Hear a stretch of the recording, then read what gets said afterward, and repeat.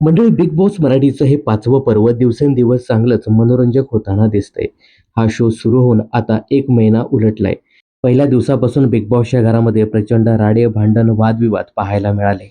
यामध्ये प्रत्येक भाऊच्या धक्क्यावरती रितेश देशमुख यांनी स्पर्धकांचा चांगलाच समाचार घेतला. कालच्या भाऊच्या धक्क्यावर रितेश देशमुखने विशाल कोटियान आणि रुचिता जामदार यांची चांगली शाळा घेतली.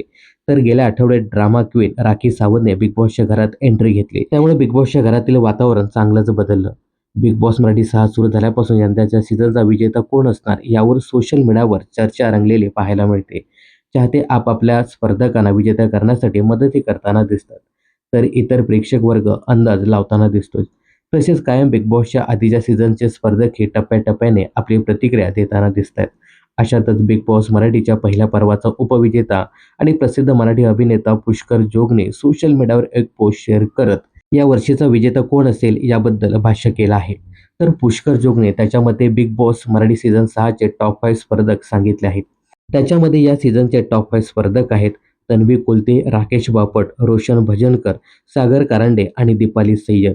तर तन्वी आणि राकेश हे टॉप 5 सदस्य असू शकतात. त्यामध्ये तन्वी कोलते ही बिग बॉस मराठी सीझन 6 ची विजेती होईल, असं पुष्करने सोशल मीडियावर सांगितलं आहे. आता पुष्करचा हा अंदाज किती खरा ठरतो हे पाहणं खूपच इंटरेस्टिंग ठरणार आहे.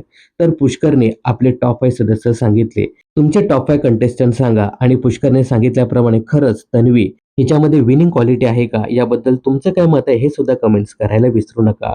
बिग बॉस आणि मनोरंजन क्षेत्रातील अशाच फिल्मी अपडेट जाणून घेण्यासाठी चॅनल जर सबस्क्राईब केलं नसेल तर जरूर करा.